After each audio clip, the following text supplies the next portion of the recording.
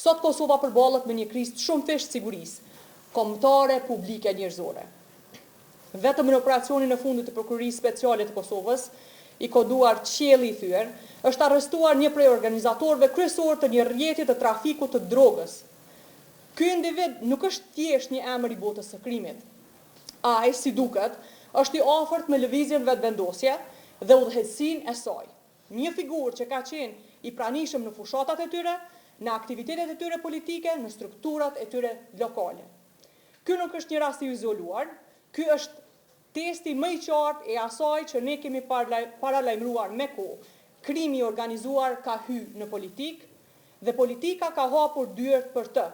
Kjo është linja e kuqe që është kaluar. Sot më shumë se kurrë duhet të ngrejmë zërin, sepse kur krimi ka pushtetin, siguria kombëtare rënohet, drejtësia zbehet dhe ardhmja jonë rrezikohet.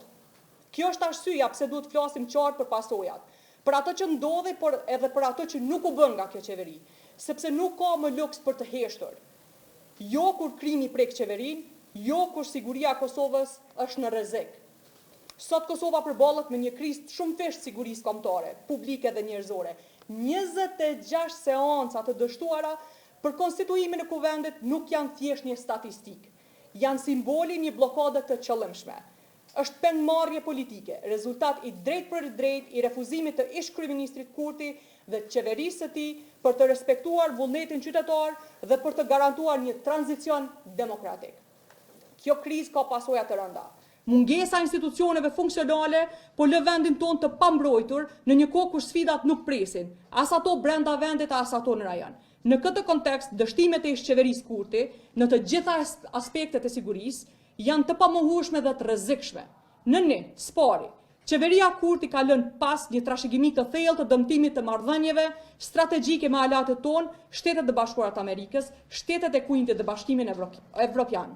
Kjo ndodhi përmes mungesës së përfaqësimit serioz në iniciativat e sigurisë rajonale dhe ndërkombëtare, injorimit të diplomacisë së mbrojtjes në një kohë kur fqinjet tonë, respektivisht Serbia, forcon tutje lidhjet me Rusinë, dhe skandaleve të njëpasnjëshme në prokurim dhe menaxhim buxhetor që kanë ngryer besimin e partnerëve.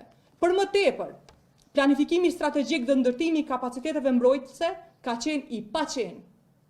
Garda kombëtare, një koncept i planifikuar në përputhje me modelin amerikan, për të përfshirë qytetarët në mbrojtje dhe reagim emergjent, u zavendësua me idenë provizuese si mbrojtja civile.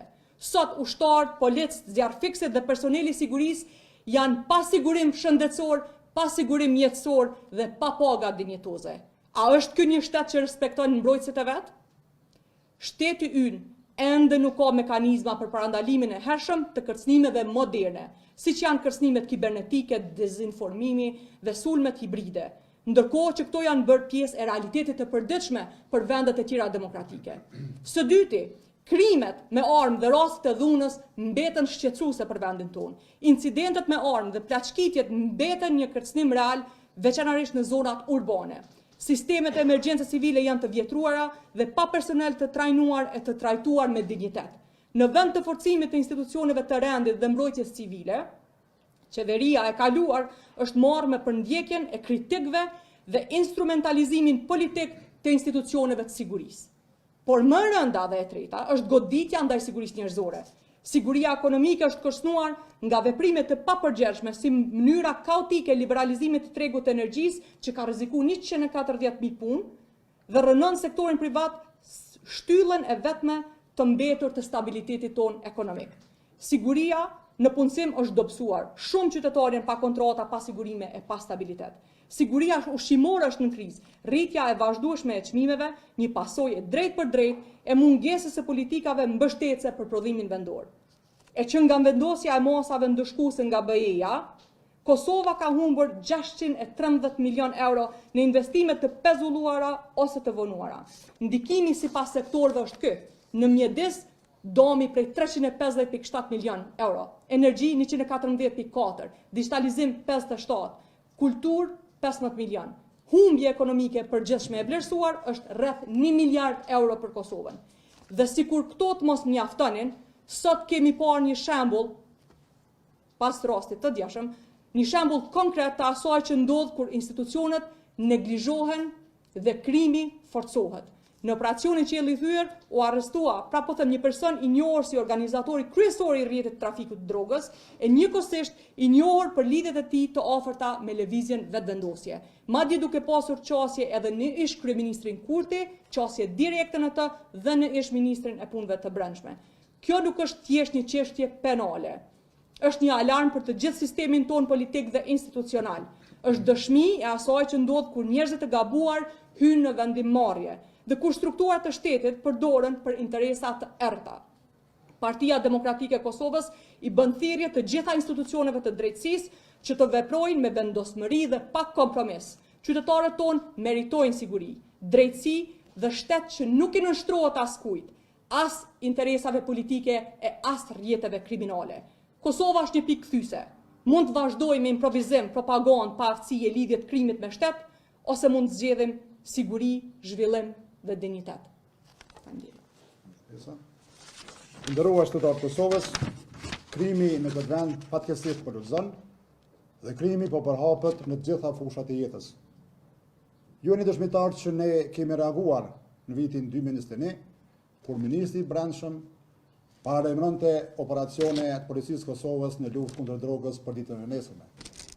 Ne kemi reaguar kur ministri i Brendshëm njoftonte opinionin publik se policia e Kosovës ka marrë ose ka siguruar informata inteligente nga ambasadat e shtendeve mike që i kemi në Kosovë. Dhe çka ndodhi? Kaluan shumë vite dhe nuk pat asnjë operacion si rezultat i bashkëpunimit ndërkombëtar të policisë Kosovës. Dhe u deshte shumë vite që ndodhi një operacion i cili ndodhi dje, një operacion i suksesshëm i policisë Kosovës, i prokurisë speciale, i policive të vendeve të zhvilluara si Holanda, Franca dhe Belgjika, dhe kuptohet Europoli si koordinatore e veprimeve policore. Dhe u arrestuan një numër shumë i madh i njerëzve. U konfiskuan sasi të narkotikëve, u konfiskuan para të ndryshme, euro, dollar, franga zvistrane, u konfiskuan armë të ndryshme, 36 lloje të tyre, u konfiskuan shumë lloje të municioneve, u konfiskuan gjëra të tjera, USB, ora, u bllokuan llogaritë bankare dhe po ashtu u përkohësisht u sekuestruan edhe pasuritë palojshme. Pra në rrjet i njerëzve të dyshuar për trafikim ndërkombëtar të narkotikëve dhe pasrim parave. Dhe këtë kjo është një dëshmi që në Kosovë, policia e Kosovës ka rezultate, mirë po ka vështirësi.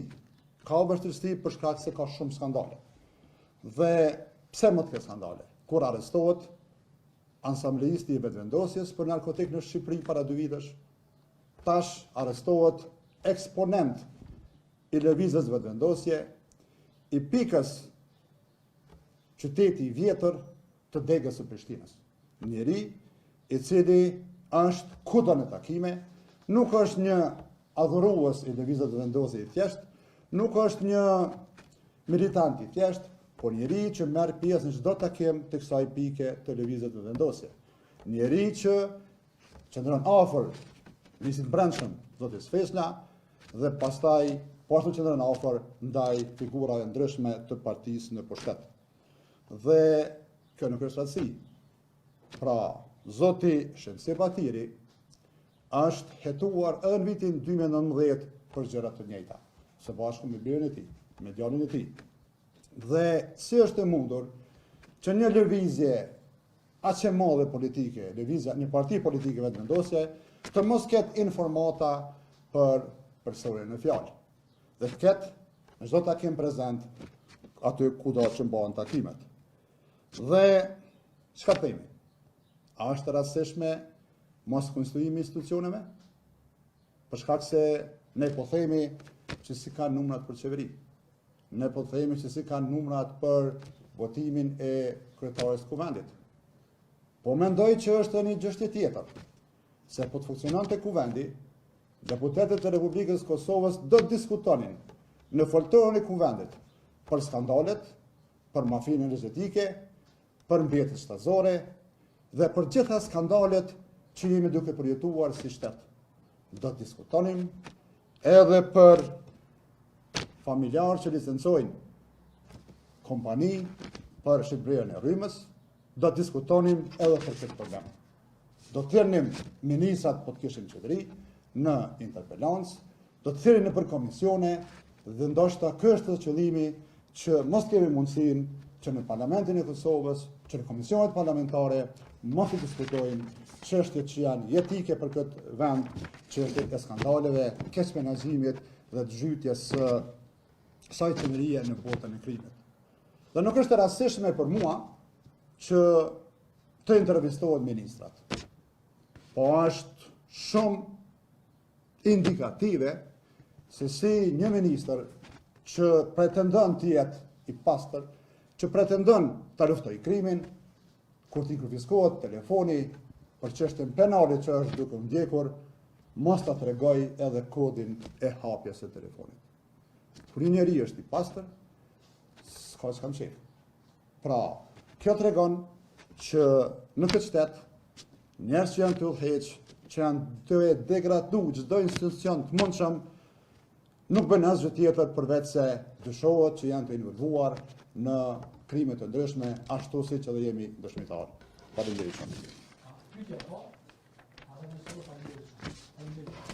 Faleminderit.